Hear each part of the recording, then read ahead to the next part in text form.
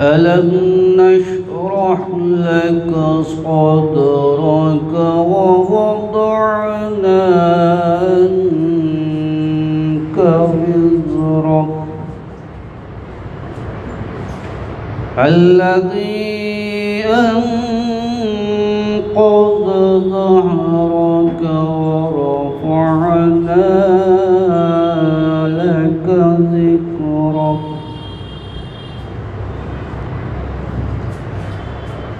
فإن مع العسر يسرا إن مع العسر يسرا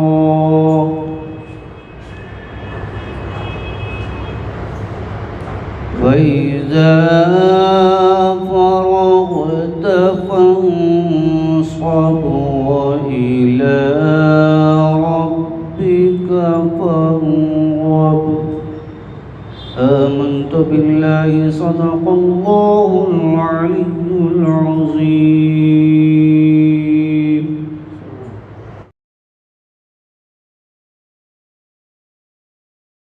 اور اب نعت پاک صلی اللہ علیہ وسلم پڑھنے کی سعادت حاصل کرنے کے لیے میں ایک اور بچی جن سے میری مراد ہے مائرہ ہاشمی کہ وہ مائک پر تشریف لائیں اور بارگاہ رسالت کے اخراجات پیش کریں. مائک پر مائرہ ہاشمی. السلام علیکم. آپ سبھی لوگ ایک بار درود شریف پڑھیں.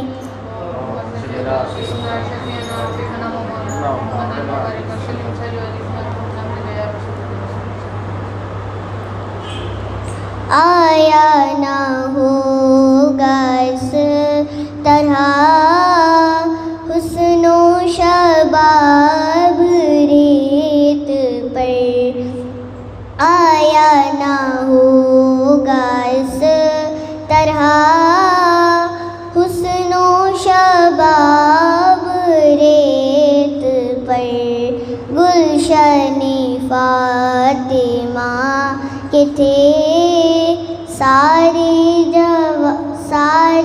گلاب ریت پر. گلشن فاطمہ کے تھے سارے جواب ریت پر. جتنے سوال عشق نے آل رسول سے کیے, جتنے سوال عشق نے آل رسول سے کیے, ایک کے بعد ایک دیے سارے جواب ریت پر. آلِ نبی کا کام تھا آلِ نبی ہی کر گئے. آلِ نبی کا کام تھا آلِ نبی ہی کر گئے. کوئی نہ لکھ سکا ادیب ایسی کتاب ریت پر. السلام علیکم. اور اب نعت پاک صلی اللہ علیہ وسلم پڑھنے کی سعادت حاصل کرنے کے لیے میں دعوت سخن دینے جا رہا ہوں جناب زنیرہ ہاشمی کی وہ تشریف لائیں. بارگاہ رسالت میں اخراجات پیش کریں. مائک پر زنیرہ ہاشمی. السلام علیکم. آپ سب ایک بار درود شریف پڑھ لیں. اللہم صلی علی سیدنا محمد وسلم. سوئے کوئے مصطفیٰ کو, سوئے کوئے مصطفیٰ کو میرا دل ہوا روانہ, میرا دل ہوا روانہ. تو یقین ہے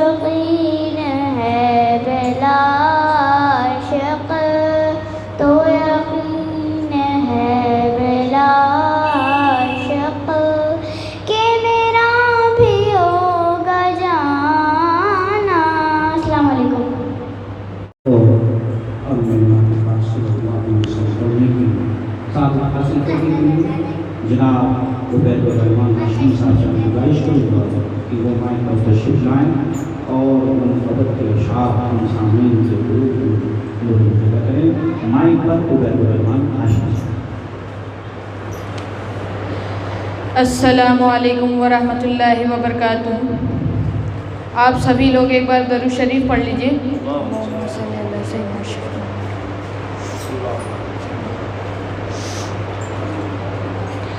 ہزاروں میں 72 تن تھے تسلیم و رضا والے. ہزاروں میں 72 تن تھے تسلیم و رضا والے. حقیقت میں خدا ان کا تھا اور وہ تھے خدا والے. حقیقت میں خدا ان کا تھا اور وہ تھے خدا والے. کسی نے جب وطن پوچھا تو یہ حضرت نے فرمایا. کسی نے جب وطن پوچھا تو یہ حضرت نے فرمایا کہ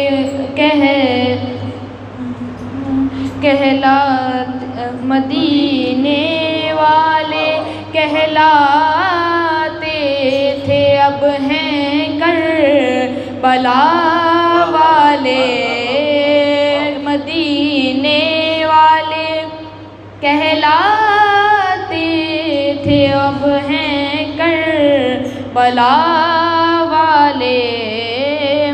یہ نعرہ حر کا تھا جس وقت فوج شام سے نکلا. یہ نعرہ حر کا تھا جس وقت فوج شام سے نکلا. کہ دیکھو یوں نکلتے ہیں جہنم سے خدا والے.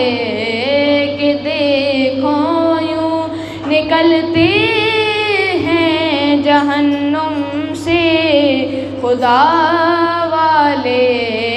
السلام علیکم. کیا نام تھا؟ طلحہ مبارک.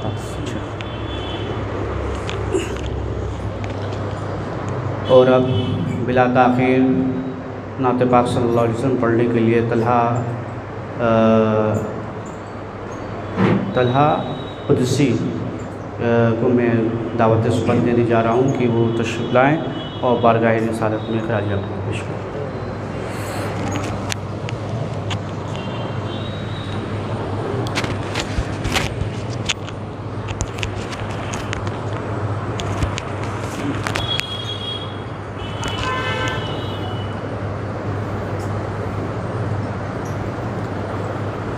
السلام علیکم ورحمۃ اللہ وبرکاتہ.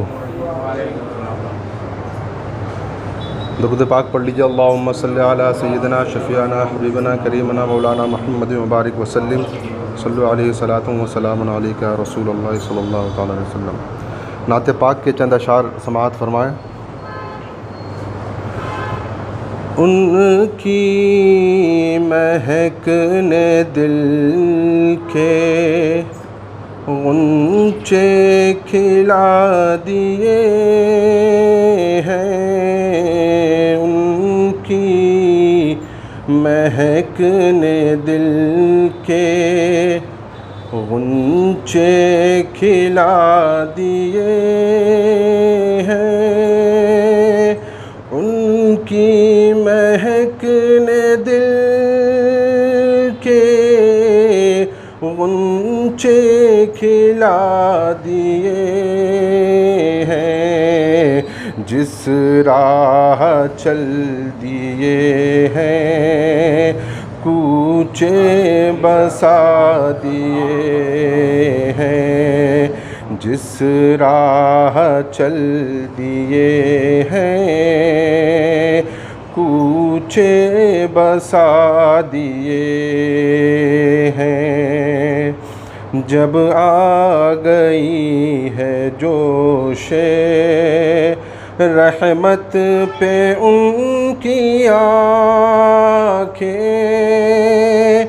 جب آ گئی ہے جوش رحمت پہ ان کی آنکھیں، جلتے بجھا دیے ہیں، جلتے بجھا دیے ہیں، روتے ہنسا دیے ہیں، ان کی مہک نے دل کے غنچے کھلا دیے ہیں، ملک سخن کی شاہی تم کو رضا مسلم، ملک سخن کی شاہی تم کو رضا مسلم، جس سمت آ گئے ہو، جس سمت آ گئے ہو، سکے بٹھا دیے ہیں، ان کی مہک نے دل کے غنچے کھلا دیے ہیں۔ درود پاک پڑھ لیجیے، اللہم صلی علی سیدنا شفیعنا حبیبنا۔ منقبت کے کچھ اشعار ارشاد فرمائے۔ کلام اشرف ملت سید محمد اشرف میاں قادری برکاتی مدد اللہ العلی کی لکھی ہوئی۔ لہو کے پھول بدن پر سجا رہے ہیں حسین،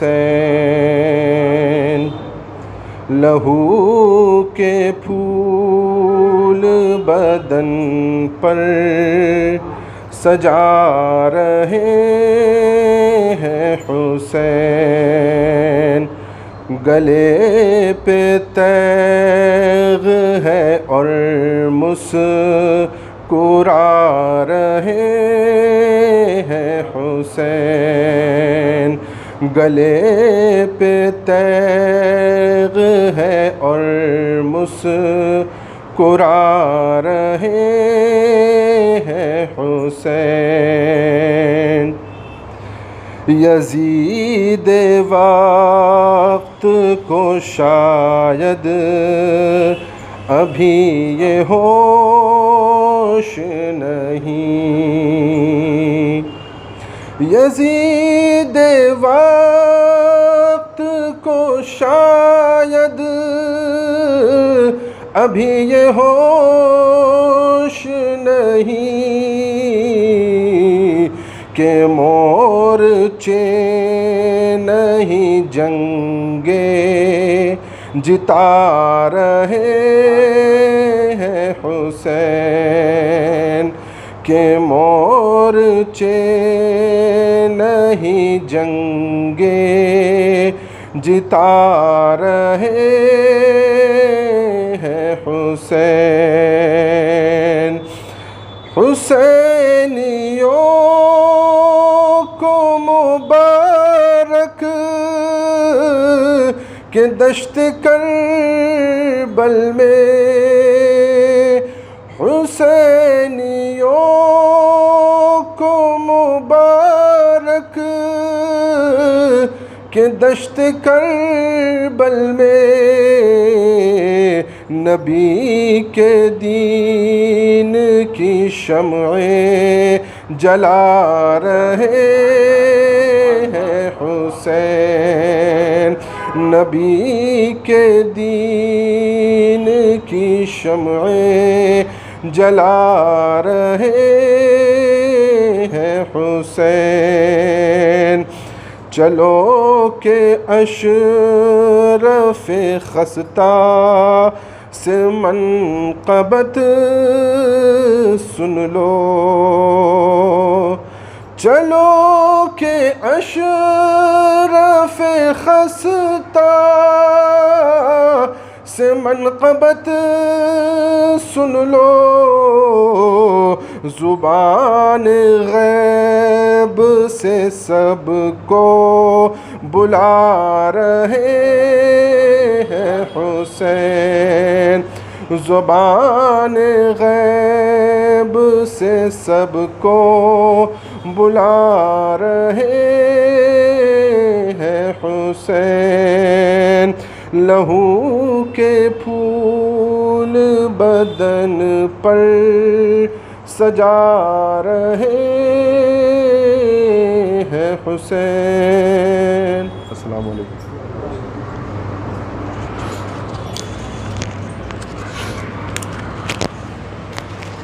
اور اب بلا تاخیر حضرت علامہ مولانا مفتی شیخ محمد صاحب سے میں گزارش کروں گا کہ وہ تشریف لائیں۔ آئیے ان کا استقبال نعرہ تکبیر نعرہ رسالت سے کرتے ہیں۔ نعرہ تکبیر، نعرہ تکبیر، نعرہ رسالت، نعرہ رسالت، علماء اہل سنت۔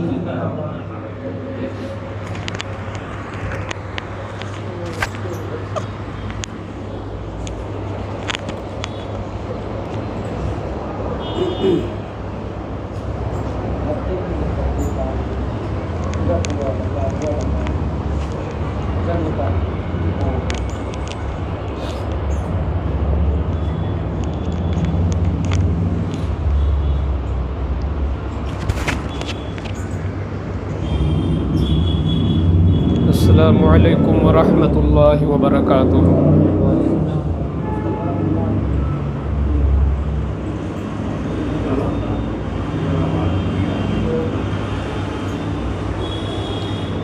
نحمدہ ونصلی ونسلم علی حبیبہ الکریم، اما بعد فاعوذ باللہ من الشیطان الرجیم، بسم اللہ الرحمن الرحیم۔ ولا تحسبن اللہ غافلا عما يعمل الظالمون، وقال تعالى في حياة الشهداء في القرآن الكريم، ولا تحسبن الذين قتلوا في سبيل الله أمواتا بل احیاء عند ربهم يرزقون۔ صدق اللہ مولانا العظیم وصدق رسولہ النبی الامین الکریم۔ ایک بار والہانہ، عاجزانہ، محبتانہ انداز میں پیارے نبی، اصحاب نبی، اولاد نبی، وفاداران نبی کی بارگاہ میں درود و سلام کا تحفہ پیش کرنے۔ اللہم صلی علی سیدنا و شفیعنا و طبیبنا و مولانا و ملیانا محمد معدن الجود والکرم و آلہ و بارک وسلم کما تحب و ترضا بأن تصلی علیہ۔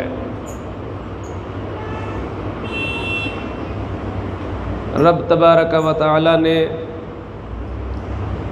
ایک آیت دوسرے پارے میں اور دوسری آیت چوتھے پارے میں خاص طور پر راہ حق میں شہید ہونے والے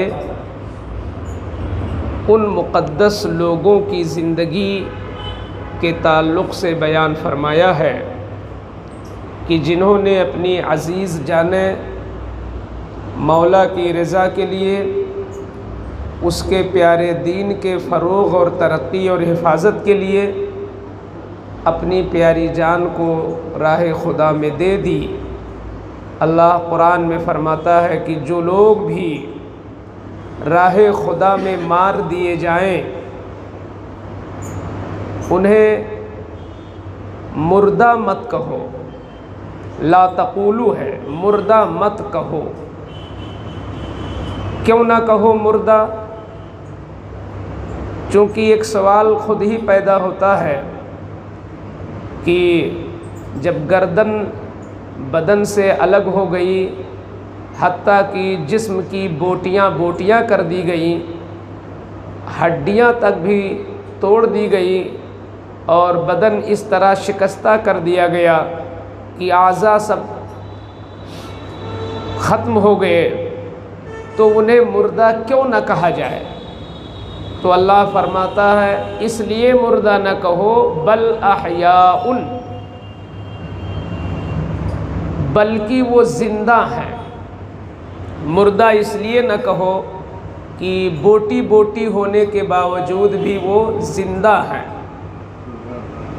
अब फिर दूसरा सवाल पैदा होता है कि मौला, तूने जो हमें अक्ल बख्शी है और तूने जो हमें शऊर बख्शा है, उस अक्ल शऊर की रोशनी में जिस चीज़ को तूने ज़िंदा कहने की इजाज़त दी है और जिस चीज़ को तूने मुर्दा कहने की इजाज़त दी है, उस ज़ाब्ते के एतबार से तो लगता है कि इन्हें मुर्दा कह दिया जाए, क्योंकि जब एक इंसान के सारे आज़ा सलामत हों, सिर्फ रूह कफ़से उनसरी से निकल जाए, तो जब हम उसे मुर्दा कह लेते हैं तो फिर उस इंसान को मुर्दा क्यों न कहें जिसके जिस्म की बोटियां बोटियां कर दी गई? ऐ मौला, उसे मुर्दा क्यों न कहें? वजह क्या है? तो अल्लाह फरमाता है उनकी ज़िंदगी ऐसी ज़िंदगी है ला तशउरून, जिसे तुम समझ ही नहीं सकते। उनकी ज़िंदगी तुम्हारी इस ज़ाहिरी अक्ल से समझ में आने वाली नहीं है, क्योंकि इस अक्ल का जो पैमाना है, इस अक्ल के पैमाने के मुताबिक तो वो मुर्दा ही में आते हैं, मगर मैंने उनको ऐसी ज़िंदगी बख्शी है जो तुम्हारी इस अक्ल से भी मावरा है।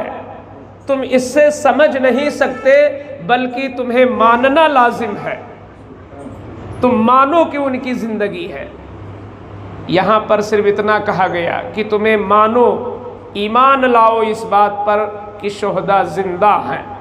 अपने मुँह से कभी उन्हें मुर्दा न कहना, अपने मुँह से कभी उन्हें मुर्दा न कहना, तो ये एक मामूली चीज़ थी। अल्लाह ने चौथे पारे में जाकर के और एक इससे बड़ी सख्त पाबंदी लगा दी कि कहीं ये नादान इंसान ये न सोच ले कि अल्लाह ने किसी हिकमत व मसलहत के तहत या उनकी इज़्ज़त व अज़मत की वजह से मुर्दा कहने से सिर्फ रोका है, लेकिन जहाँ तक रहा अपने दिल में सोचना, समझना और दिल में ख़याल बसाना कि हाँ वो मुर्दा हैं, ये तो मना है नहीं। कहना मना है, ला तक़ूलू है कुरान में, ला तक़ूलू, मत कहो। तो यहाँ से ये इंसान यहाँ से अख़ज़ कर लेता है कि कुरान ने सिर्फ कहने की पाबंदी लगाई है, तो बहुत सारी चीज़ें ऐसी होती हैं कि इंसान दिल में रखता है मगर मुँह से नहीं कहता है उस बात को। तो यही हाल शायद शुहदा की ज़िंदगी का भी हो कि कहो ना, अपने दिल में रखो ये बात कि वो मुर्दा हैं, ये हो सकता था। तो अल्लाह ताला ने इस पर भी पाबंदी लगा दी। फरमाया वला तहसबन्नल्लज़ीना क़ुतिलू फ़ी सबीलिल्लाहि अमवाता बल अहयाउन इंदा रब्बिहिम युरज़क़ून। यहाँ 3 बातें कही अल्लाह ने कि राह खुदा में जो अपनी जानें दे दे उन्हें मुर्दा गुमान भी न करना। अब कहना लिखना तो बहुत दूर की बात है, उन्हें मुर्दा ख्याल भी न करना। किसी भी हाल में, किसी भी ज़ाविये से, किसी भी समत से उन्हें मुर्दा ख्याल भी न करना। क्यों? इसलिए कि वो ऐसे ज़िंदा हैं कि जैसे तुम्हें अल्लाह ज़मीन के दस्तरखान पर रोज़ी देता है, वो अपने क़ुबूर में अल्लाह की रोज़ियाँ पाते हैं। इंदा रब्बिहिम युरज़क़ून, वो रब के पास रोज़ियाँ पाते हैं। لہٰذا اب دونوں آیتوں کو ملا کر بات بالکل ستھری ہو گئی کہ شہید کو نہ مردہ لکھا جا سکتا، نہ مردہ کہا جا سکتا، نہ مردہ سوچا جا سکتا، بلکہ ہمارے ایمان کا تقاضا یہ ہے کہ انہیں مردہ کسی اور کی زبان سے سنا بھی نہیں جا سکتا۔ ہم سن بھی نہیں سکتے کہ کوئی دوسرا انہیں مردہ کہے اور ہم خاموش تماشائی بن کر کھڑے رہیں، ہم خاموشی سے اسے سن لیں، یہ بھی ہماری ایمانی حرارت کے خلاف ہے۔ ہم نہ مردہ کہتے ہیں، نہ مردہ لکھتے ہیں، نہ مردہ سوچتے ہیں، نہ مردہ کسی اور کی زبان سے سننا گوارا کرتے ہیں۔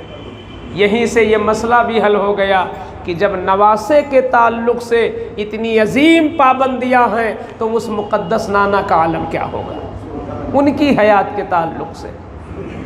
آج میرے لیے یہ سعادت مندی ہے کہ اس پیاری شب میں جسے ہم شب عاشورہ کہتے ہیں، عالی جناب عزت مآب ڈاکٹر سید اقبال ہاشمی کے دولت کدے پر اپنے ان احباب کے بیچ اور ہمارے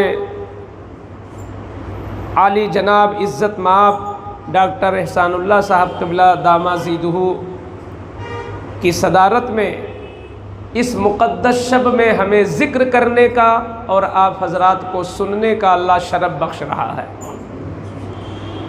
ہم لوگ یہاں تک پہنچے تھے کہ سیدنا امام حسین رضی اللہ تعالیٰ عنہ شب عاشورہ کو میدان کربلا میں ذکر میں، فکر میں، تلاوت میں، ریاضت میں، عبادت میں گزار دیتے ہیں۔ یعنی آپ کی شب کھلے میدان میں اگر گزری تو شکوہ شکایت میں نہیں، خوف و ہراس میں نہیں، باطل کے ڈر میں نہیں، مولا کی عبادت میں گزری۔ رات گزر گئی، جب اذان فجر ہوئی اور نماز فجر کے بعد اب وہ قیامت صغریٰ سامنے ہے اور وہ خونی منظر سر کی آنکھوں سے حسین دیکھنے والے ہیں۔ اللہ اکبر۔ سیدنا امام حسین رضی اللہ تعالیٰ عنہ کتنے وسیع القلب تھے، اور آپ کے دل میں اللہ نے زمین اور آسمان کے بیچ جو وسعت ہے، کہیں اس سے زیادہ وسعت اللہ نے ان کے قلب میں بخشا تھا، کیونکہ ایک مومن کا دل حضور فرماتے ہیں عرش الہی ہوا کرتا ہے۔ قلب المؤمن عرش اللہ، مومن کا دل عرش الہی ہے، تو پھر حسین کے دل کا عالم کیا ہوگا؟ وہ عام مومن نہیں، وہ اخص الخاص مومن ہے، جنہوں نے ایمان کو دیکھا ہے، حضور کو جنہوں نے بہت قریب سے مطالعہ کیا۔ تو جب بالکل حالات یہ بن گئے کہ جنگ ہونی ہے، تو پھر امام نے ایک اور تقریر فرمائی اور کہا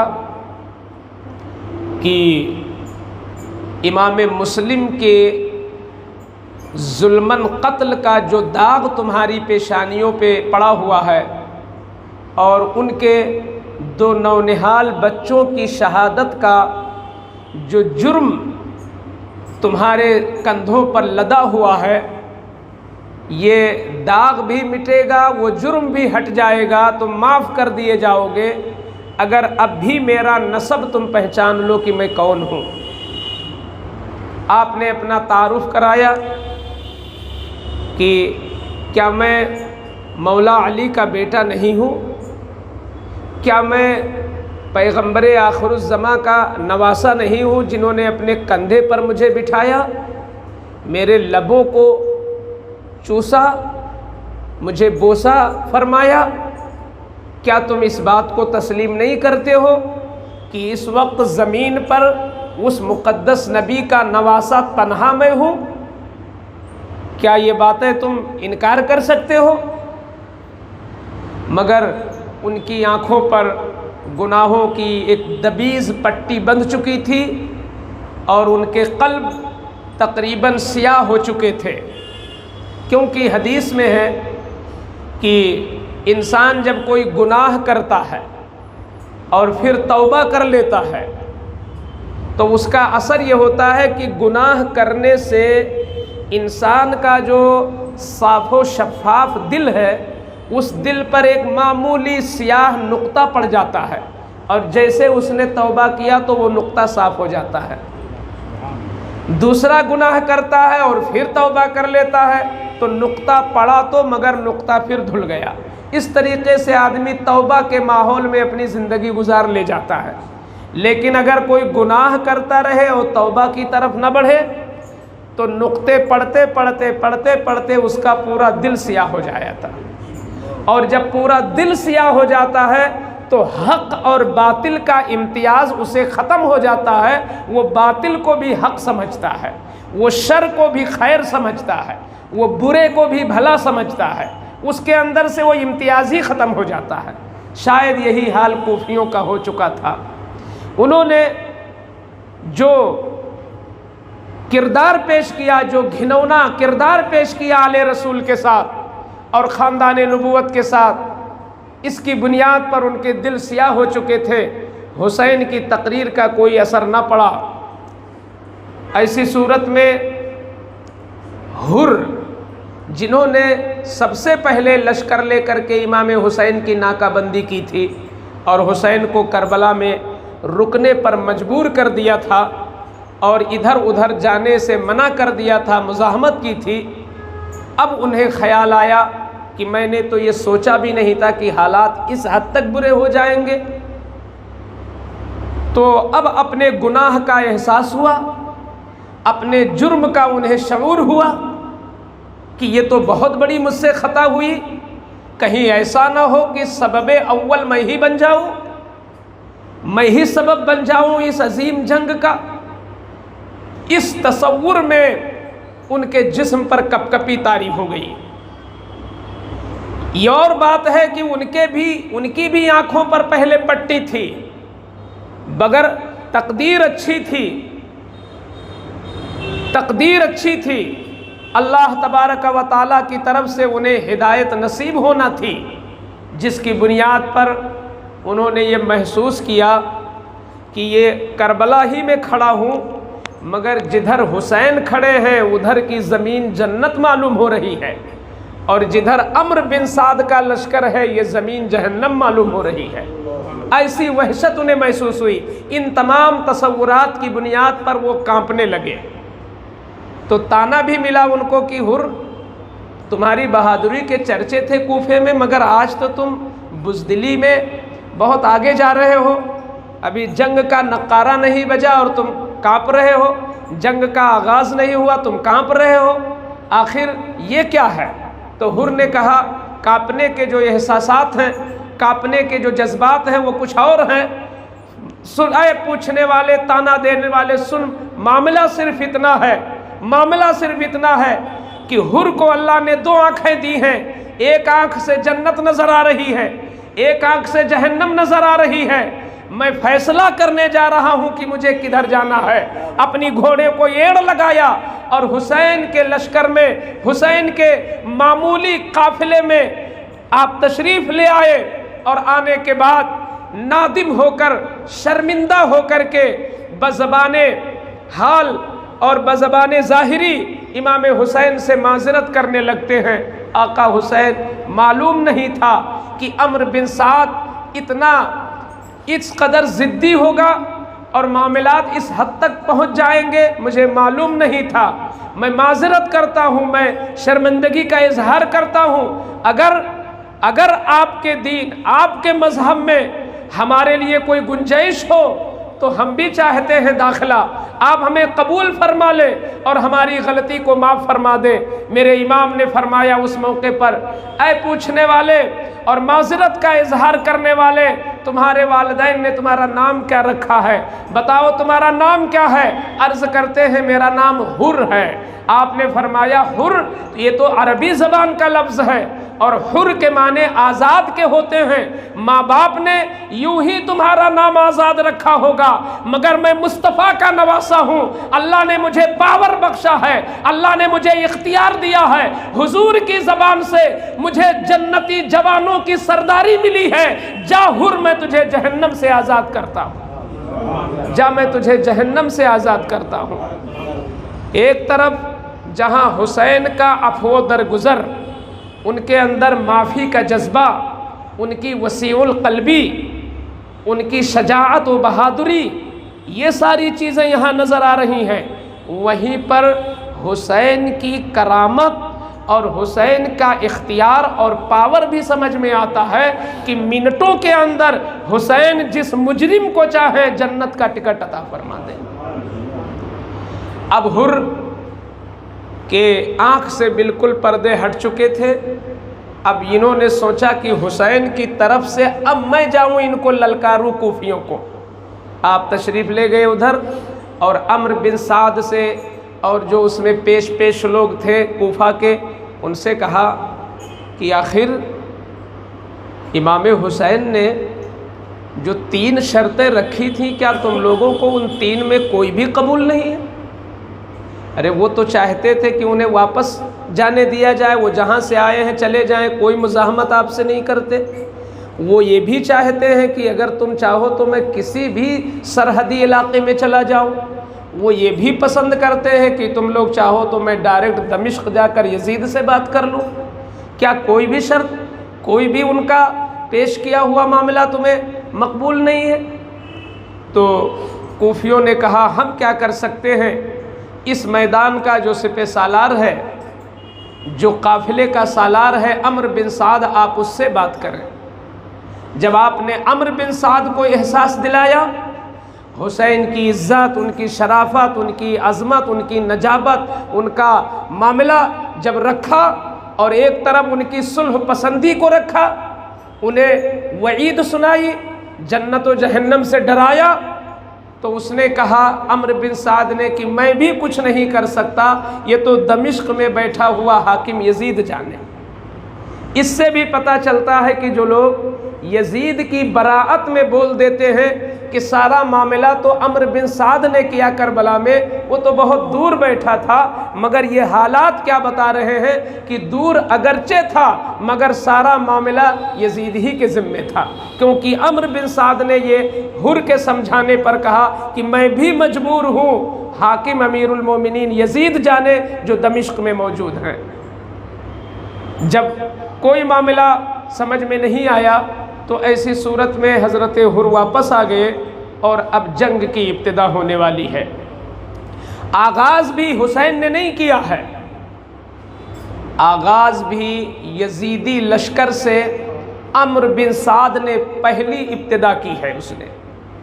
उसने अपने लश्करियों को दिखा के कहा, ऐ मेरे लश्करियों देखो, तुम्हारा सिपह सालार पहले तीर चला रहा है ताकि तुम्हारे अंदर जोश पैदा हो, और मैं ज़मीन करबला गवाह हो जाए और तुम लोग गवाह हो जाओ कि पहला तीर चलाने वाला मैं ही हूँ। ये कहकर अम्र बिन साद ने तीर चलाया। अब ये के बाद दीगरे, यानी पहले यजीदियों के फ़ौज से चंद लोग बाहर निकल के आए और इन्होंने दावत मुकाबला पेश किया। तो अब हुसैन की तरफ से, हुसैन की तरफ जो लोग हैं वहाँ 2 कैटेगरी हैं। एक तो ख़ानदान हुसैन ही के कुछ लोग हैं और दूसरे वफ़ादार हुसैन हैं, आशिकान हुसैन हैं। 2 किस्म के लोग हैं उधर।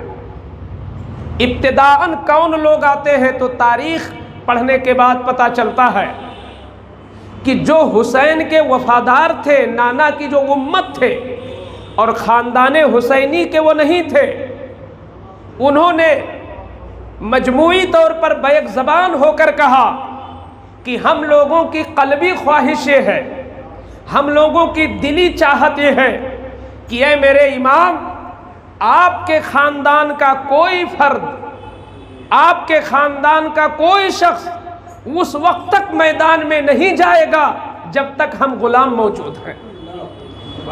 ये भी उनका एक अंदाज़े इश्क था, ये भी अंदाज़े वफ़ादारी था, ये भी उनके मोहब्बतों का एक नक्शा था کہ وہ یہ کہنا چاہتے ہیں کہ حفاظت قرآن کی کرنی ہے، حفاظت اسلام کی کرنی ہے، مگر آپ لوگ تو میرے نانا، آپ لوگ تو حضور کے گھر کے ہو، آپ ہی کے صدقے میں دنیا پل رہی ہے، ہم جب تک زندہ ہیں، جب تک آپ کے نانا کی امت کے افراد میں سے کوئی فرد یہاں موجود ہے، اس وقت تک آپ کو جانے کی ضرورت نہیں ہے۔ اس لیے تاریخ نے بتایا کہ پہلے وفاداران حسین، عاشقان حسین، مددگاران حسین ایک کے بعد دیگرے آنا شروع ہوئے۔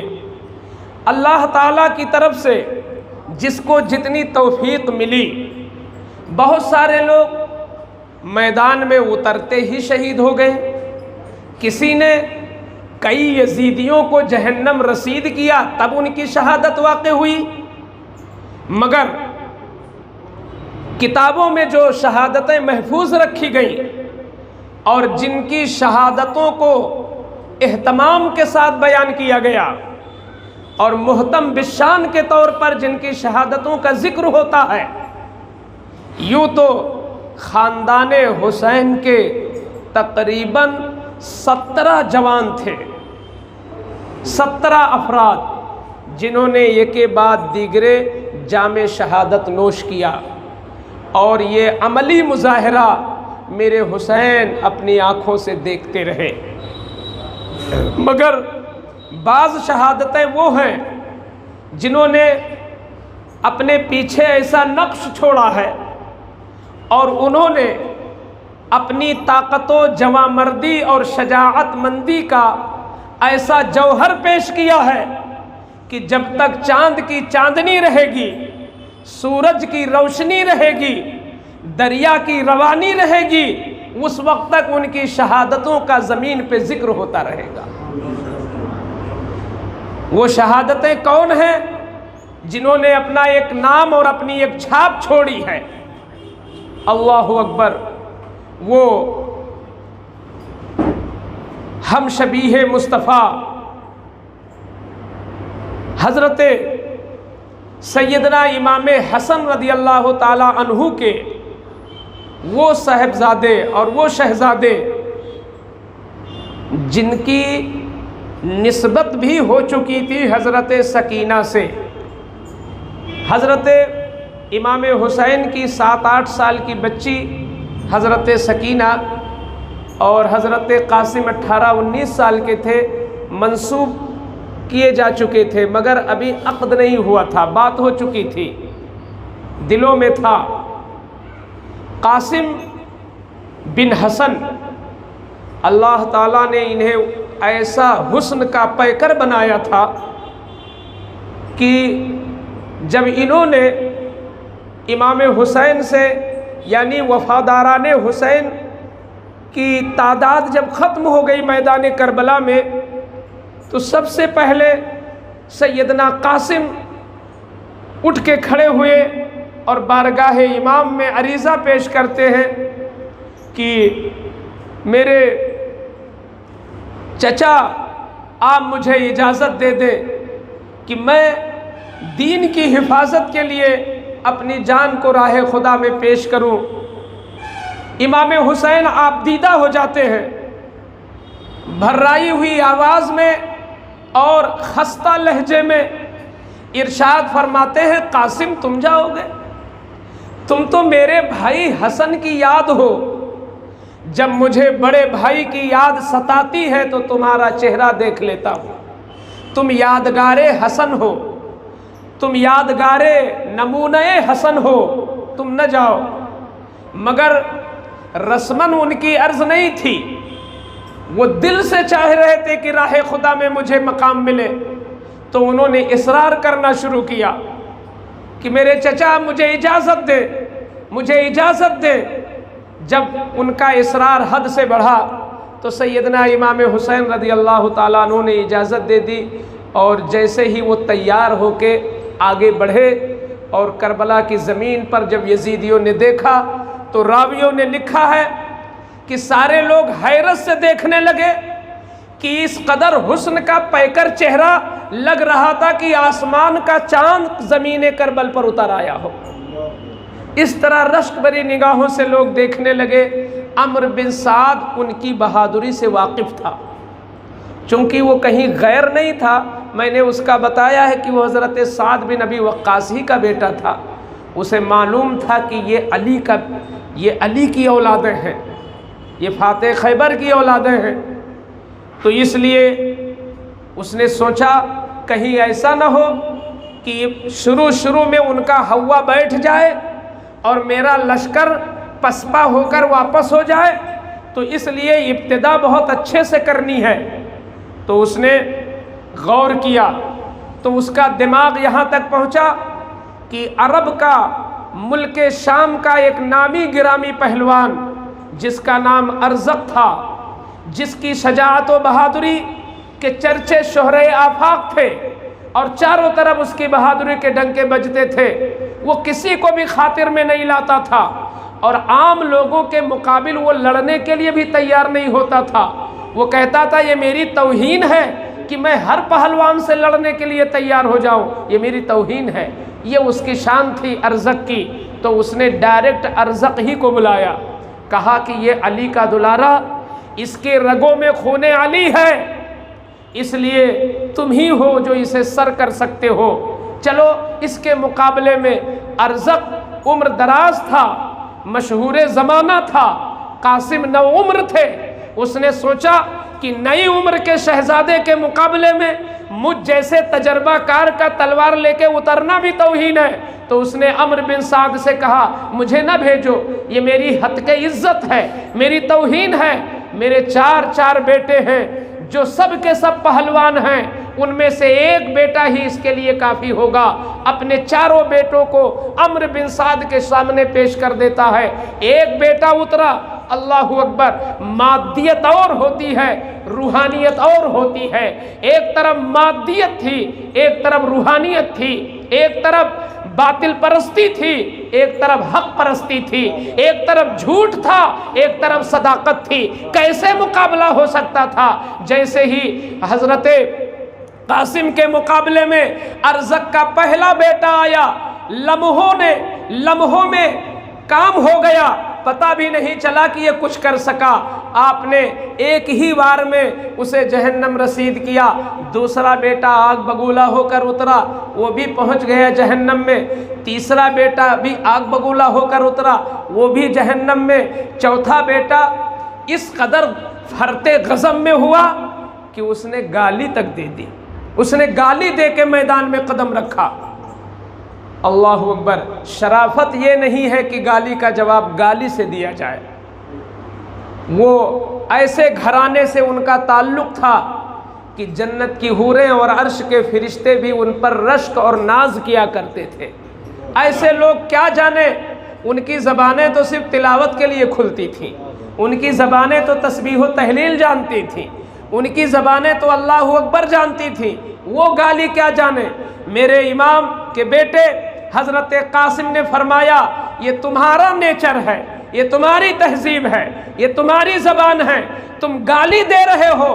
ہم قاسم ہیں، ہم حسن کی اولاد ہیں، ہم علی کے پوتے ہیں، ہم گالی کا جواب گالی سے نہیں بلکہ ہم تمہیں جہنم میں پہنچا کے جواب دیں گے۔ آپ ایک ایسا وار کرتے ہیں کہ وہ بھی جہنم رسید ہوتا ہے اور اسی کی تلوار اپنے ہاتھ میں لے کے کھڑے ہو جاتے ہیں۔ اب عمرو بن سعد کے ہوش اڑ گئے۔ اس نے کہا ارزق تم نے غلط فیصلہ لیا، تم نے کہا تھا کہ ایک بیٹا کافی ہوگا، چاروں بیٹوں نے تو کوئی ٹائم ہی نہیں لیا۔ اب ارزق کے لیے یہ بہت بڑا چیلنج تھا، اب ارزق کو اترنا ہی اترنا تھا۔ ہاتھی کی طریقے سے گرجتا ہوا اور اپنی مادی طاقت پر ناز کرتا ہوا اس شان سے آیا اور قاسم بن حسن کو پکارا۔ آپ سامنے آئے، کیا دیکھا اس نے؟ دیکھا کہ میرے بیٹے ہی کی تلوار لے کے لڑ رہے ہیں۔ تو ارزق نے کہا کہ یہ تو میری تلوار ہے، یہ تو میری تلوار ہے۔ تو قاسم نے کہا ہاں یقیناً تمہاری تلوار ہے، مگر میں نے اس کو اپنے لیے نہیں لیا ہے، میں نے اس کو تمہارے ہی لیے لیا ہے تاکہ تمہاری ہی تلوار سے تمہاری گردن کاٹیں، میں نے اس لیے لیا ہے۔ آپ نے یہ جملہ ارشاد فرمایا، اس کے بعد میں آیا ہے، حدیثوں میں ہے، کتابوں میں ہے، الحرب خدعۃ۔ اس کا مطلب یہ ہے کہ جنگی معاملات میں آپ فتح حاصل کرنے کے لیے، غلبہ حاصل کرنے کے لیے دشمن کو کچھ کا کچھ بھی بتا سکتے ہیں، یہ اجازت ہوتی ہے۔ حضرت قاسم نے وہی اصول یہاں پر اپنایا اور وہی قانون اور ضابطہ یہاں پر اپنایا۔ آپ نے فرمایا، ارزق تیرا بڑا شہرہ تھا، میں سمجھتا تھا واقعی تو پہلوان ہے، مگر آج مجھے محسوس ہوا تجھ سے بڑا نا تجربہ کار تو پورے عرب میں کوئی ہے ہی نہیں، تو کہاں تجربہ کار پہلوان ہے؟ اس نے کہا کیوں؟ آپ نے فرمایا اتنی بڑی جنگ ہو رہی ہے، اب تو نے اپنے گھوڑے کی زین بھی نہیں کسی ہے، پیچھے مڑ کر دیکھ تیری زین کھلی ہوئی ہے، جیسے مڑتا ہے آپ نے ماری تلوار گردن الگ ہو گئی، وہ بھی جہنم رسید ہو گیا۔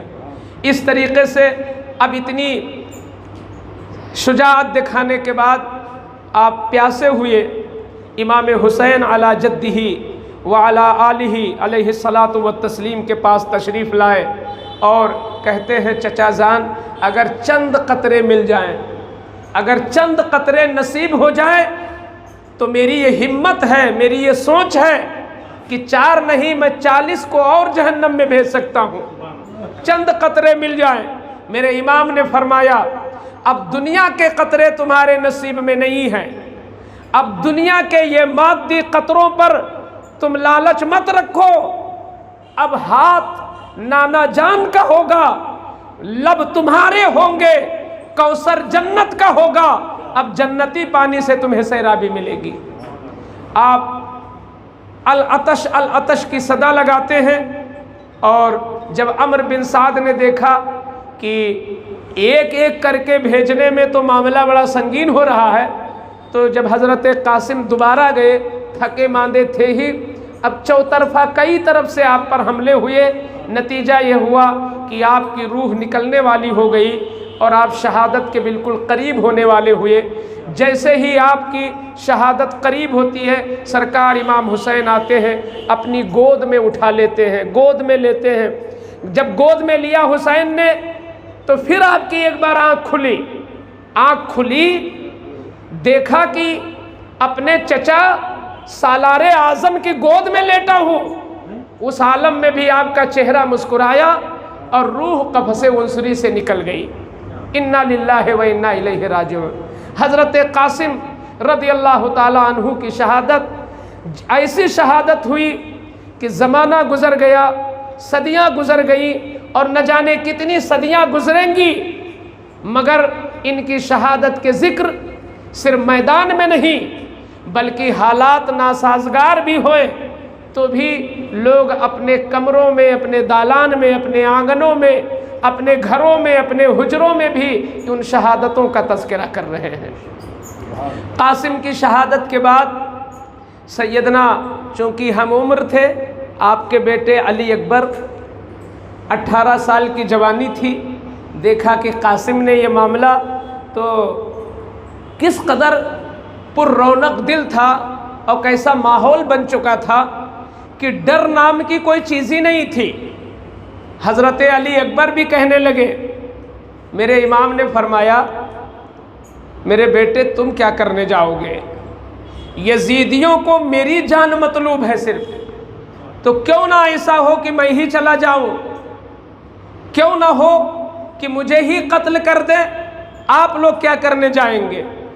مگر علی اکبر نے کہا نہیں میرے ابا، میں بھی چاہتا ہوں کہ میں بھی اس پیارے دین کے لیے کچھ دکھاؤں، اور آپ نے جو میری تربیت فرمائی ہے، یہ میری جو نشو نما ہوئی ہے، میں بھی چاہتا ہوں کہ آپ کی تربیت کے جوہر میدان کربل میں دکھائیں، آسمان کی آنکھیں اور زمین کی آنکھیں گواہ ہو جائیں کہ یہ کسی اور کا بیٹا نہیں، یہ سالار اعظم حسین کا بیٹا ہے۔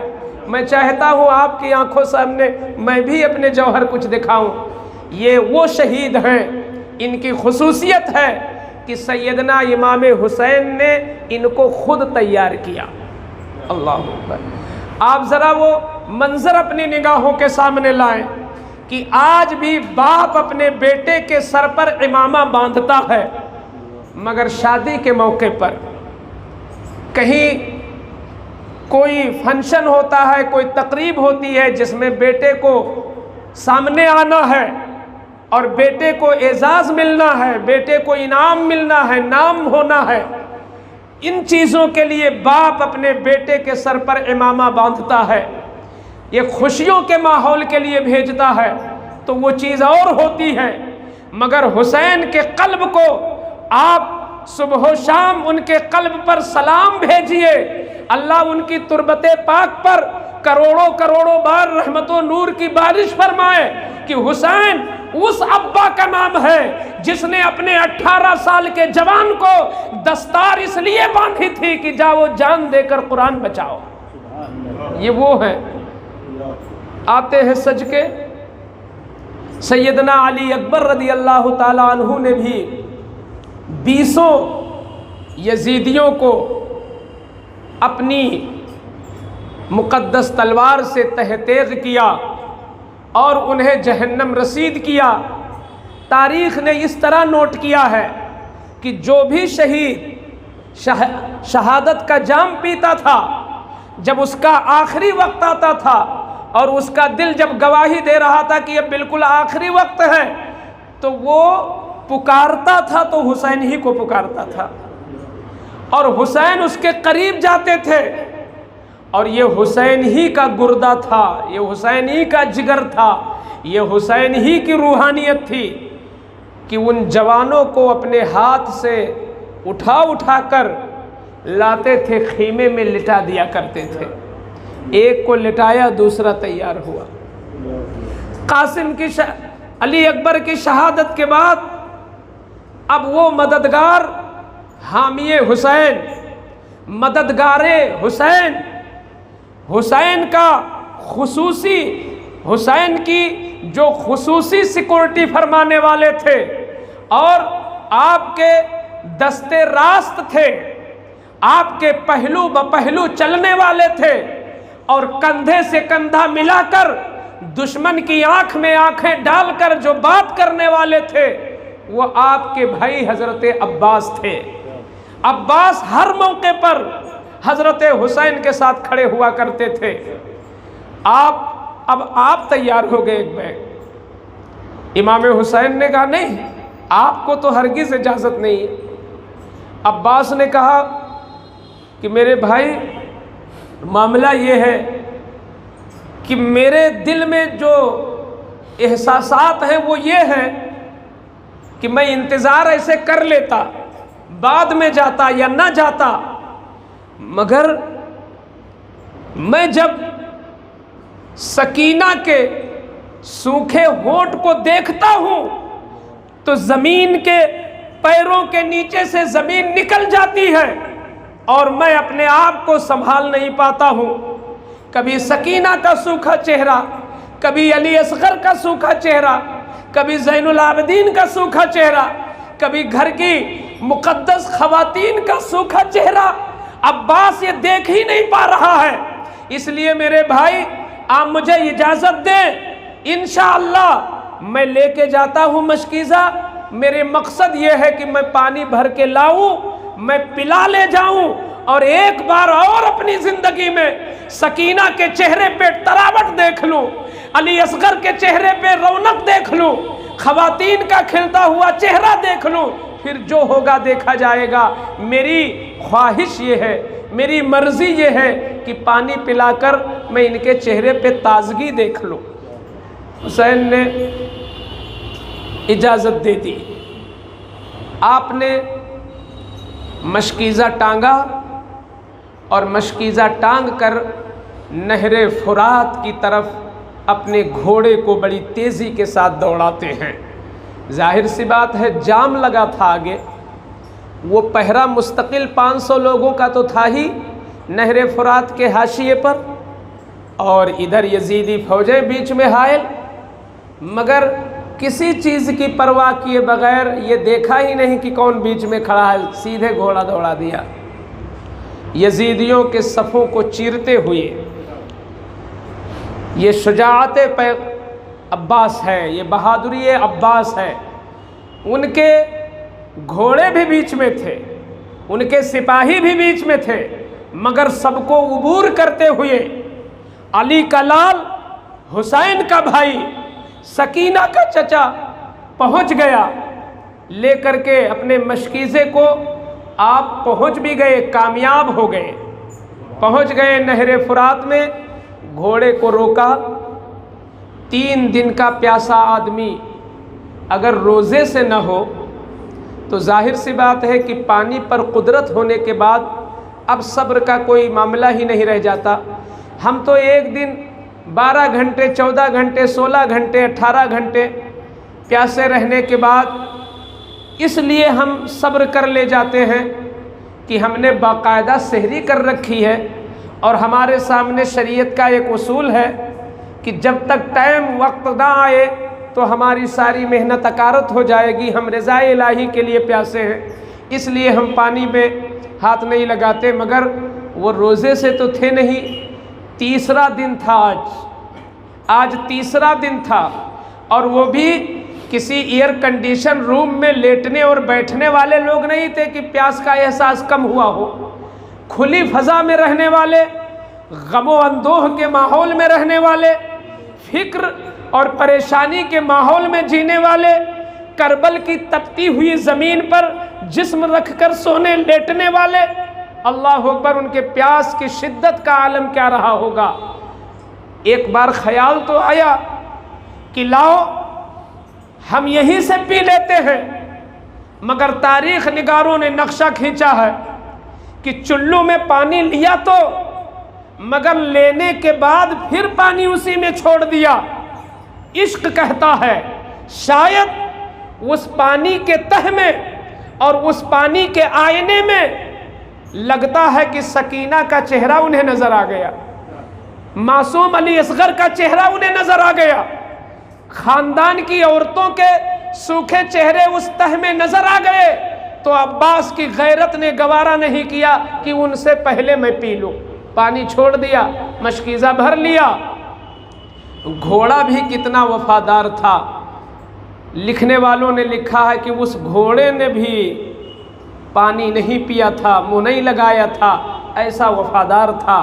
آپ لے کے چلے، یزیدی بالکل اب واپسی پر تو بہت زیادہ تیاری منظم ہو گئے، اور کہا کہ اگر یہ پورا مشکیزہ پانی چلا گیا خیمہ حسین میں تو پھر کسی کی خیریت نہیں ہوگی، اس لیے جتنا بھی بن پڑے بڑھے تیزی کے ساتھ، 1-2 کر کے نہیں، اب سب بسب بڑھ گئے۔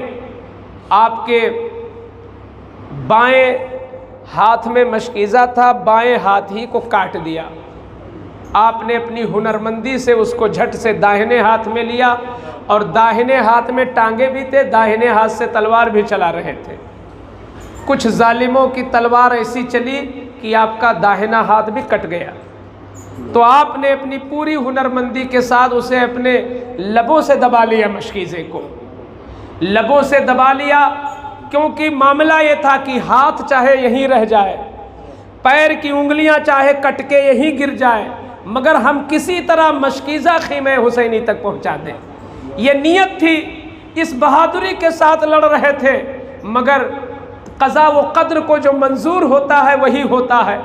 اللہ چاہتا تھا، اللہ کی مشیت یہ تھی، اللہ کی رضا یہ تھی کہ اے خیمے میں تشریف رکھنے والی عورتوں، تمہارا مقام تو اتنا بلند ہو چکا ہے کہ جنت کی حوریں بھی جھانک جھانک کے تمہیں سلام کر رہی ہیں۔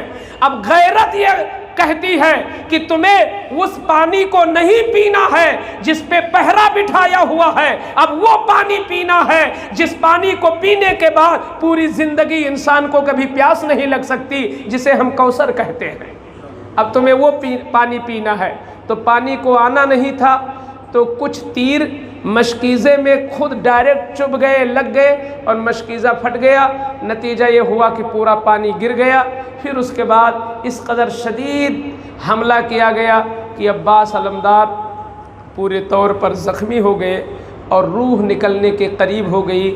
جیسے اور شہیدوں نے پکارا تھا حسین کو، عباس علمدار نے بھی پکارا ہے امام حسین کو، اور شہیدوں کو تو حسین نے اٹھا لیا تھا غمناک آنکھوں کے ساتھ، تڑپتے ہوئے اور دھڑکتے ہوئے دل کے ساتھ، مگر جب عباس کو اٹھایا ہے، جب عباس کو حسین نے اٹھایا ہے تو لبوں پر یہ جملہ بھی آ گیا، الآن انکسرا ظہری، اب تو میری کمر ٹوٹ گئی۔ گویا کہ وہ حامی حسین تھے، حسین کے ایسے وفادار تھے کہ داہنا ہاتھ تھے حسین کے، ان کی شہادت پر میرے امام نے کہا تھا اب تو میری کمر ٹوٹ گئی، میرا بھائی چلا گیا۔ آپ لاتے ہیں انہیں بھی لٹا دیتے ہیں، اللہ اکبر۔ ان کو لٹانے کے بعد خواتین پہلے سے سوچ رکھی تھی کہ اب جب پانی عباس نہیں لا سکے تو اب تو پانی نہیں آئے گا، اب تو معاملہ مایوسی کی حد تک پہنچ چکا تھا۔ تو خواتین نے آپس میں رائے قائم کر لی کہ اپنے امام سے عرض کر دیا جائے کہ ایک تدبیر ہے جس تدبیر کی بنیاد پر ہو سکتا ہے پانی کے کچھ چند قطرے مل جائیں۔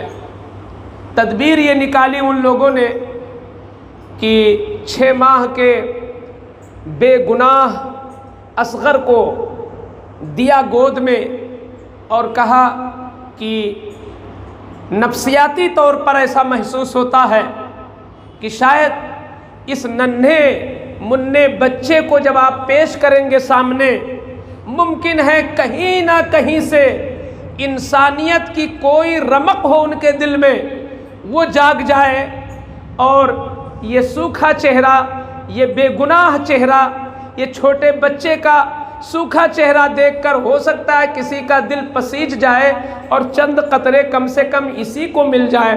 ماں کے تھن میں دودھ نہیں ہے، ماں کے پستان میں دودھ نہیں ہے، یہ بچہ بار بار پستان چوس کر اپنی ننھی ایڑیوں سے کلیجے کو کچوکے لگاتا ہے، یہ دیکھا نہیں جاتا۔ پورے خیمے کی عورتیں آبدیدہ ہو گئی ہیں اصغر کے ان اداؤں کو دیکھ کر، اس لیے میرے امام اس کو لے کے جائیں۔ ان کے کہنے پر امام حسین نے علی اصغر کا چہرہ بھی سامنے پیش کیا اور وہی دہائی دی کہ اے لوگوں، کم سے کم اگر تمہاری شریعت میں، اگر تمہارے بقول، تمہارے زعم میں کہیں نہ کہیں سے میں مجرم ہو سکتا ہوں، مگر یہ 6 ماہ کا بچہ، یہ تو کسی بھی جہت سے جرم کا تو کوئی معاملہ ہی نہیں اس کے ساتھ، کم سے کم چند قطرے اسے بھی تو دے دو، چند قطرے اسے دے دو۔ مگر پھول کی پتی سے کٹ سکتا ہے ہیرے کا جگر، مرد ناداں پر کلام نرم و نازک بے اثر۔ وہ بدبخت ازلی شقی القلب منحوس لوگ، ان کے اوپر کوئی اثر نہیں پڑا، بجائے اس کے کہ حسین کی مانگ پر اور حسین کے کہنے پر چند قطرے دیتے یا کم سے کم علی اصغر کو پینے کی اجازت دے دیتے، ان لوگوں نے جواب، پھول کا جواب پتھر سے دیا، پھول کا جواب کانٹے سے دیا، ادھر سے زہریلا تیر چلایا۔ اللہ اکبر۔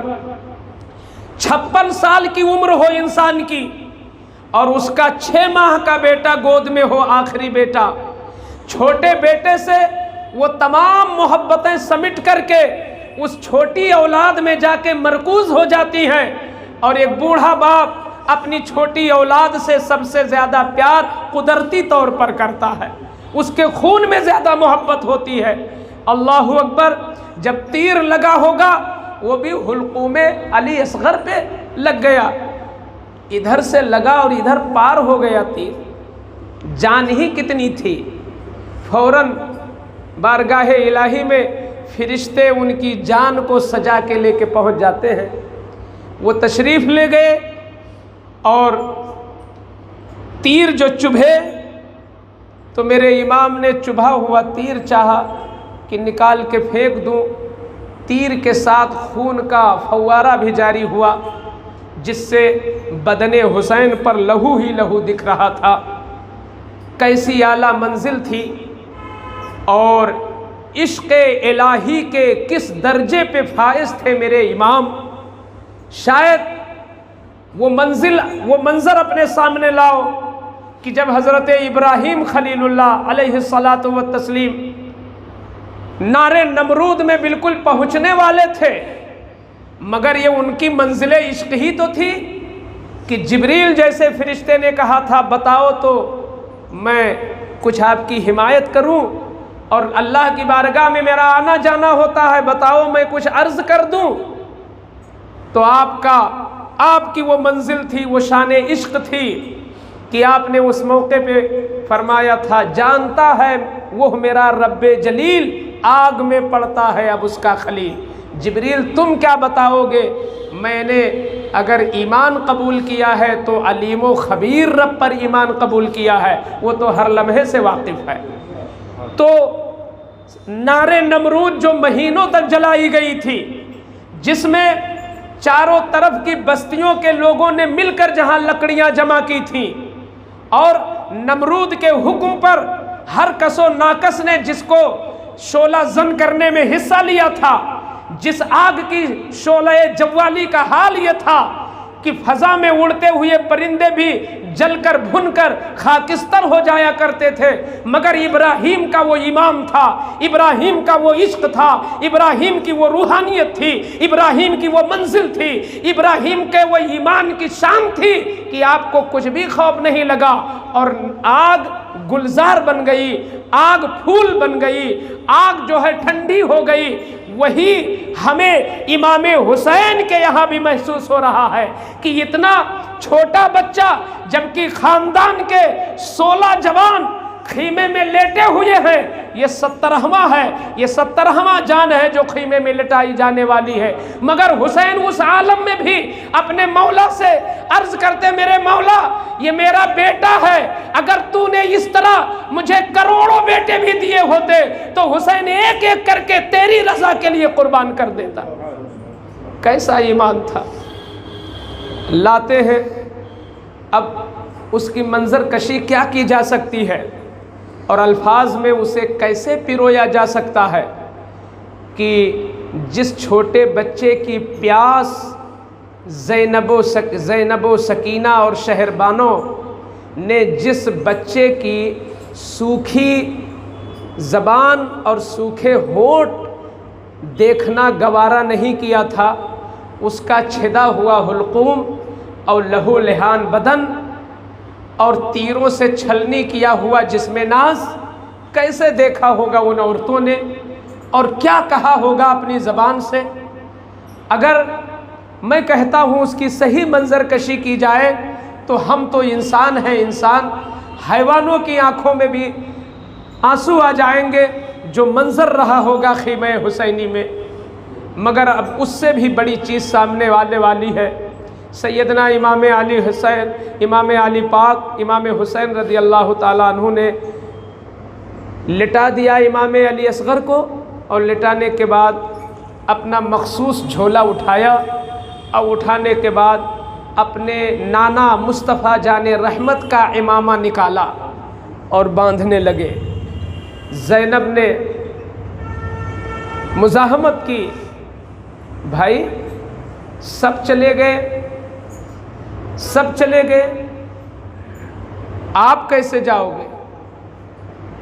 زین العابدین جو بیمار تھے انہوں نے دیکھا کہ ابا امامہ باندھ رہے ہیں تو بستر سے اٹھنے کی طاقت نہیں تھی، مگر مارے جوش کے اٹھ کے بیٹھ گئے۔ کہتے ہیں ہم نے کون سا جرم کیا ہے وہی سعادت مجھے بھی مل جائے۔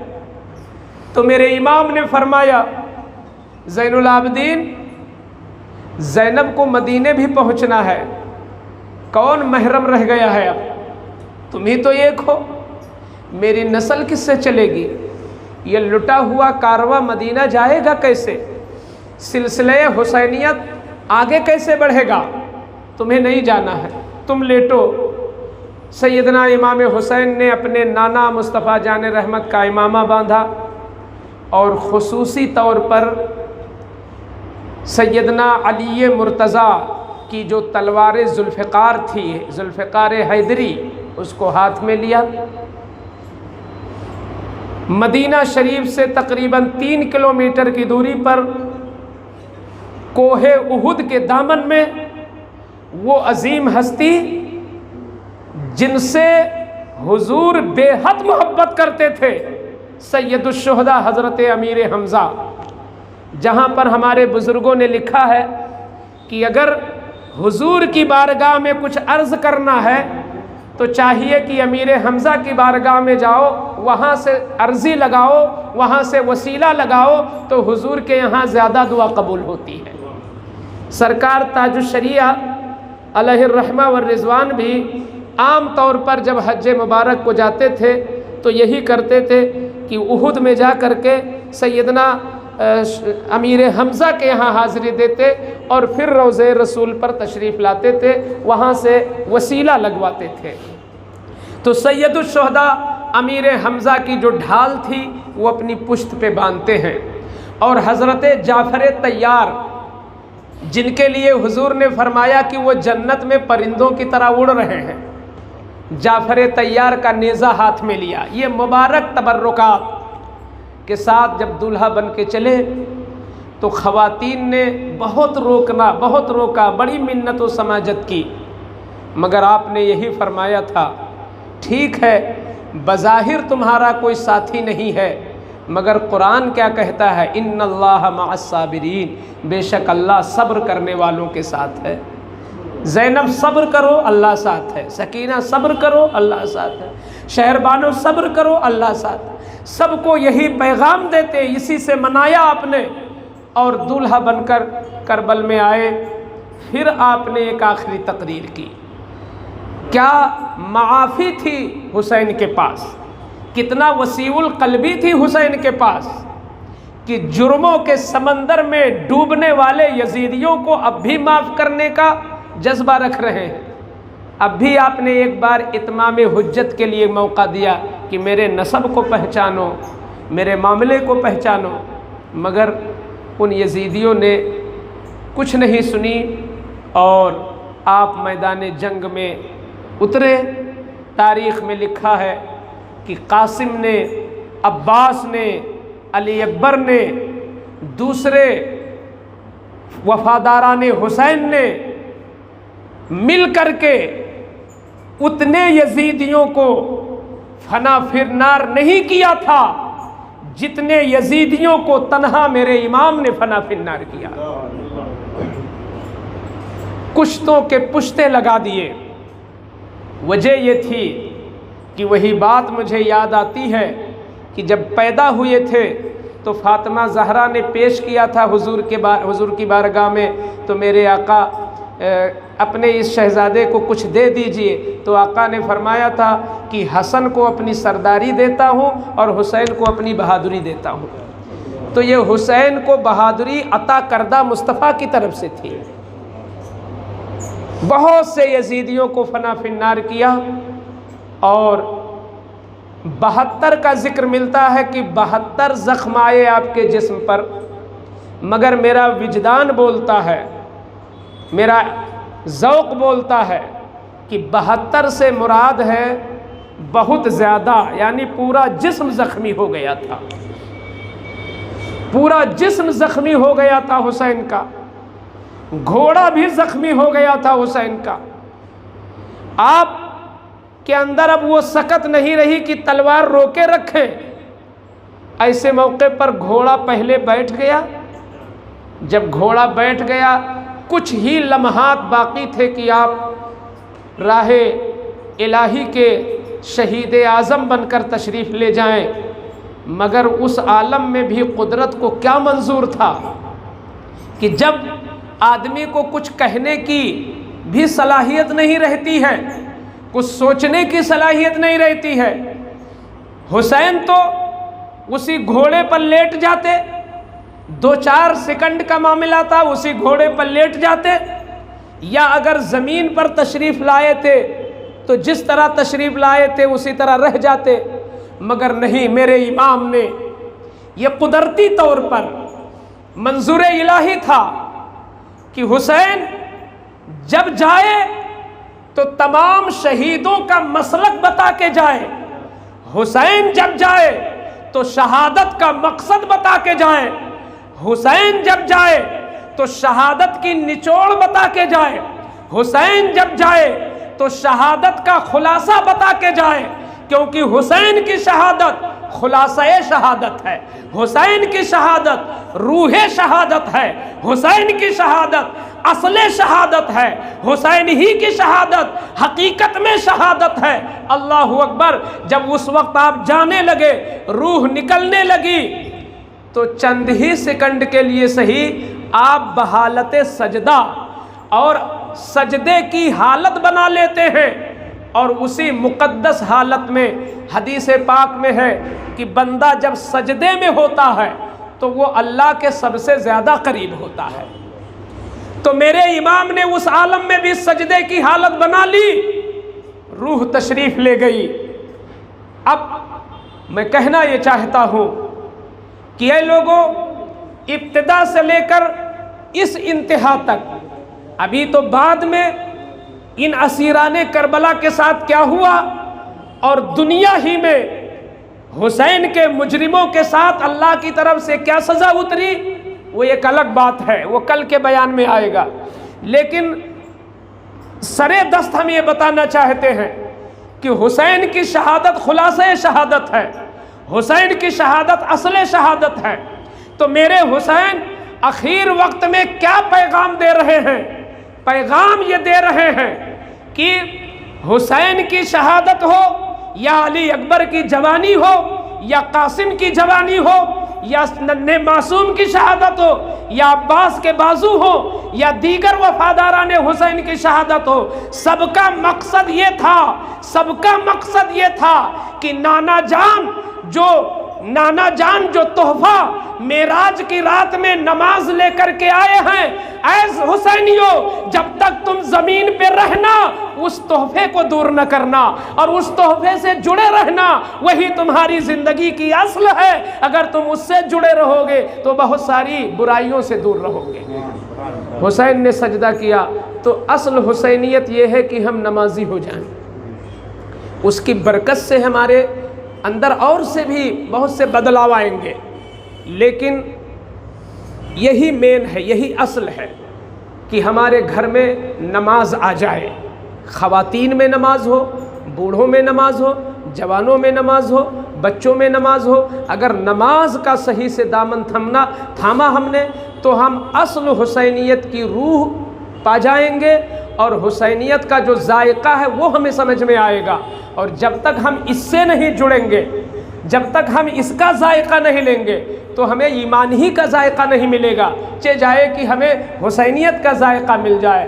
اس لیے اس پیغام کو آپ آج یہاں سے لے کے جاؤ کہ انشاءاللہ ہم آنے والے دنوں میں ہم اپنی نماز پچھلے سے اور بہتر بنائیں گے، اور اپنے گھر میں نماز کا ماحول اور اجاگر کریں گے۔ اللہ تعالیٰ اس پر ہمیں سب کو عمل کی توفیق عطا فرمائے۔ قتل حسین اصل میں مرگ یزید ہے، اسلام زندہ ہوتا ہے ہر کربلا کے بعد۔ کھڑے ہو کر صلاۃ والسلام۔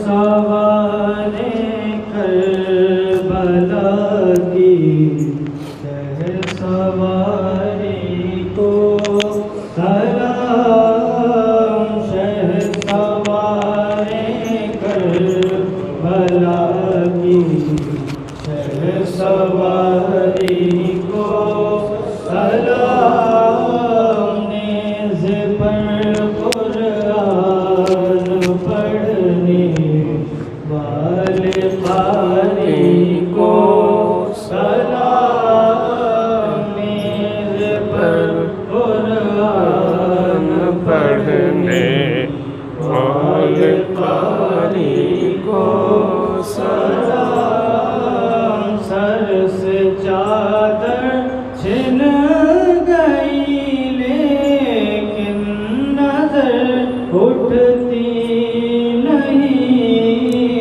سر سے چادر اٹھ گئی لیکن نظر اٹھتی نہیں، حضرت زینب تمہاری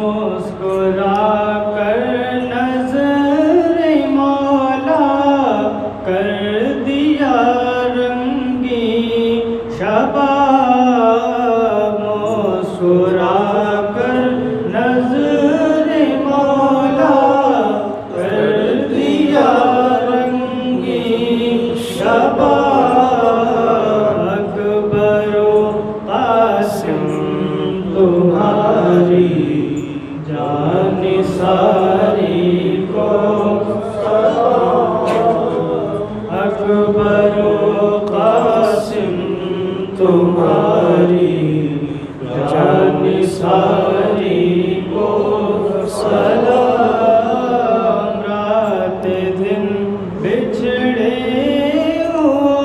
کی یاد میں رہنا،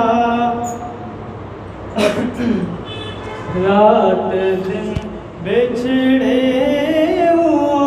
کی یاد میں رہنا، صدا سیدہ صغرا تمہاری انتظاری کو سلام، سیدہ صغرا تمہاری انتظاری کو سلام، میز پر قرآن پڑھنے والے قاری کو سلام، یا نبی سلام علیکہ، یا رسول سلام علیکہ، یا حبیب سلام علیکہ،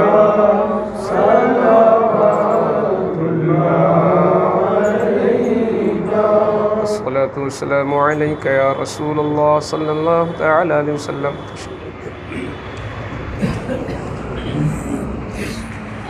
بسم اللہ الرحمن الرحیم، صلی اللہ علی النبی الامی وآلہ صلی اللہ علیہ وسلم۔ یا رب العالمین، اس مجلس ذکر کو اپنی بارگاہ میں قبول فرما لے۔ اے مولا، اس مقدس شب میں یہ مقدس مجلس ذکر ہم گنہگاروں نے منعقد کی ہے مولا کریم، یہ تیری ہی توفیق و عطا سے ہوا۔ اے مولا کریم، اس میں جو کمیاں رہ گئیں یقیناً ہم اس کی شایان شان ادب نہیں کر پائے۔ اے مولا کریم، جو کچھ بھی بن پڑا ہے اسے ہم سب کی طرف سے قبول فرما لے، اور یہ ثواب اپنے پیارے محبوب پاک صاحب لولاک صلی اللہ علیہ وسلم کی بارگاہ میں سب سے پہلے قبول فرما لے۔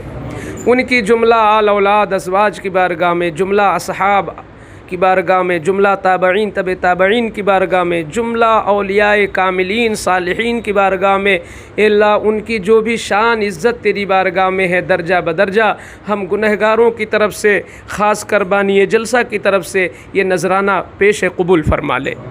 اے مولا، بالخصوص کربلا کی سرزمین پر اپنی پیاری پیاری جانیں دے کر اسلام کی آبرو بچانے والے مقدس حضرات کی ارواح طیبات کو، خصوصاً سیدنا امام حسین رضی اللہ تعالی عنہ کی روح پرفتوح کو نظر مولا قبول فرما۔ اے مولا کریم، شب عاشوراء کی برکات سے ہم لوگوں کو مالا مال فرما دے۔ اے مولا کریم، اس کے حسنات سے ہمارے خالی دامن کو مالا مال فرما دے۔ اے مولا کریم، اس جلسے کے جو بانی ہیں سید غلام محی الدین صاحب رحمۃ اللہ تعالی علیہ، ان کی روح کو بالخصوص یہ نذران عقیدت پیش کرتے مولا سے قبول فرما لے۔ ان کے خانوادے کے جتنے لوگ بھی اب تک ایمان و اسلام پر دنیا سے تشریف لے گئے، مولا کریم سبھی کی ارواح طیبات کو اس ذکر کی محفل کا نذرانہ ہم پیش کرتے مولا قبول فرما لے۔ رب العالمین جتنے شرکا حاضرین ہیں سب کی جائز مرادیں پوری فرما۔ مولا ہم سب کو تمام دینی اور دنیاوی سعادتوں سے مالا مال فرما، ہم سب کے ایمان میں مضبوطی عطا فرما، ہم سب کی عزت میں مولا اضافہ فرما۔ مولا سارے مسلمانوں کو ذلت و خواری سے محفوظ فرما، اسلام کو بلندی عطا فرما، اسلام کو فروغ عطا فرما۔ ہم سب کو مولا کریم کلمہ توحید اور کلمہ رسالت پر اچھی موت عطا فرما اور مرنے کے بعد حضور کی شفاعت نصیب فرما. وصلی اللہ تعالی علی خیر خلقہ وعلی آلہ واصحابہ اجمعین برحمتک یا ارحم الراحمین بحق لا الہ الا اللہ.